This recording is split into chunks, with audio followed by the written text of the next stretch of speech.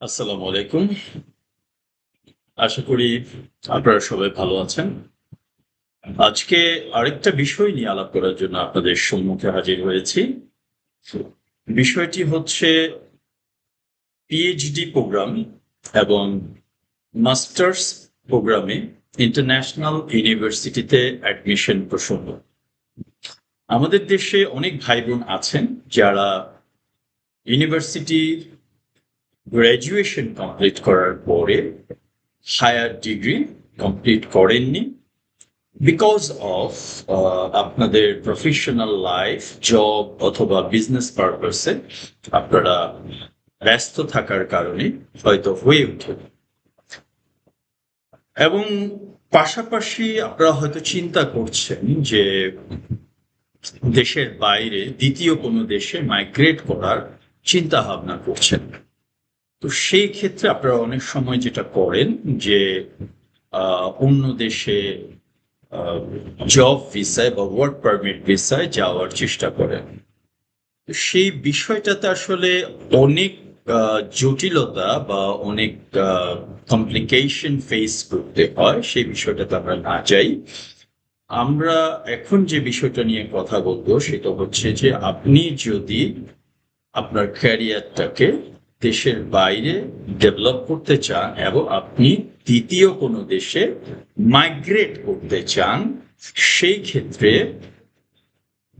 আপনার masters program এবং PhD programme, এই দুটো প্রোগ্রামে ইন্টারন্যাশনাল ইউনিভার্সিটিতে অ্যাডমিশন নিয়ে আপনি মাইগ্রেট করতে পারেন।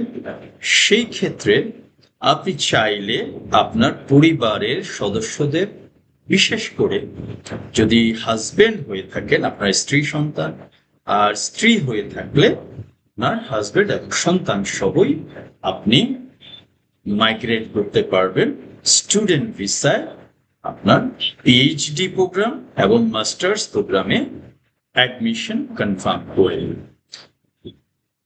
এই বিষয়টাতে কিছু কিছু বিষয় আছে যে আমরা ওখানে অ্যাডমিশন নিয়ে যাওয়ার পরে আমাদের দৈনন্দিন যে এক্সপেন্স, লাইফ এক্সপেন্স, সেটা কিভাবে চলবে, বা ইউনিভার্সিটি সেটা পারমিট করবে কিনা, বা সে দেশের গভর্নমেন্ট সেটা পারমিট করবে কিনা, সেই বিষয়গুলোতে আমরা পরামর্শক প্রতিষ্ঠান হিসেবে কোন দেশে গেলে আপনি ওই সুযোগ সুবিধা ভালো পাবেন এবং কোন দেশে গেলে সেই বিষয়গুলো নিশ্চিত করা যাবে, আমরা পরামর্শক প্রতিষ্ঠান হিসেবে চেষ্টা করব সেই বিষয়গুলোতে আপনাদেরকে সঠিক দিক নির্দেশনা দেওয়ার। তো বিষয়টা যেটা দাঁড়াচ্ছে সেটা হচ্ছে যে আপনি যদি মনস্থির করেন যে আপনি দেশের বাইরে মাইগ্রেট করবেন, তো সেই ক্ষেত্রে মাস্টার্স প্রোগ্রাম এবং পিএইচডি প্রোগ্রামে আপনি যদি মাইগ্রেট করেন স্টুডেন্ট ভিসায় যে কোনো একটা ইন্টারন্যাশনাল ইউনিভার্সিটিতে, it is much more safer than to go in work permit visa. Okay, and work permit ভিসার ভালো দিক মন্দ দিক আজকে আমাদের আলোচ্য বিষয় নয়, কিন্তু আমাদের আজকের আলোচ্য বিষয় যেটা, সেটা হচ্ছে আমরা সুনির্দিষ্ট দেশে ওই দেশের একটা ডিগ্রি পাচ্ছি, যেই ডিগ্রিটা অর্জন করলে আমি সেই দেশের জব মার্কেটে আমি একটা ভালো অবস্থান তৈরি করে নিতে পারবো। বিষয়টা ওই জায়গাটা। আপনি বাংলাদেশ থেকে যেই ধরনের জবগুলোতে ওয়ার্ক পারমিট ভিসা নিয়ে যাবেন, সেই জবগুলো আপনার এডুকেশনাল ব্যাকগ্রাউন্ড বা এডুকেশনাল কোয়ালিফিকেশনের সাথে নাও যেতে পারে। তো সেই বিষয়টা অবশ্যই আপনাকে চিন্তা করতে হবে। এখানে মেজর যে চ্যালেঞ্জটা সেটা হচ্ছে যে আপনি আপনার নিজের এবং আপনার পরিবারের যেই ফ্যামিলি এক্সপেন্স, সেই ফ্যামিলি এক্সপেন্সটা আপনি ছাত্রত্ব থাকা অবস্থায় কিভাবে নিশ্চিত করবেন এবং কিভাবে ইউনিভার্সিটি এবং ওই দেশের সরকার সেই পারমিশনটা আপনাকে দিচ্ছে কিনা বা আপনি কোনো ওয়ে পাবেন কিনা সেই লাইফ এক্সপেন্স ক্যারি করার জন্য।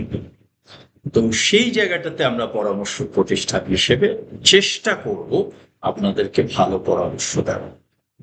তবে আমরা আত্মবিশ্বাসী যে আপনি স্টুডেন্ট ভিসার মাধ্যমে দ্বিতীয় কোনো দেশে মাইগ্রেট করতে বললে আপনি নিরাপদ থাকবেন এবং আপনি সেই দেশের শ্রম বাজারে খুব সহজেই এন্টার করতে পারবেন এবং আপনার ক্যারিয়ারটাকে ডেভেলপ করতে পারবেন।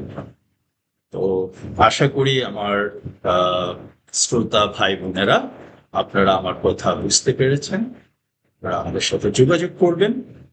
আর একটা খুব গুরুত্বপূর্ণ বিষয় হয়তো আমি মিস করে গেছি, এই ধরনের এডুকেশনাল গ্যাপে যখন কোনো অ্যাডমিশনের বিষয়ে আসে সেই ক্ষেত্রে আপনার যে জব করেছেন সেই জবের হিস্ট্রি, এভিডেন্স এবং আপনি যদি বিজনেস করে থাকেন সেই বিজনেসের হিস্ট্রি এবং এভিডেন্স যদি প্রপার থেকে থাকে, it is quite normal to get a student visa easily in any international university, and we can do that for you. We can assist you as a consultant. Okay, so another matter is checklist.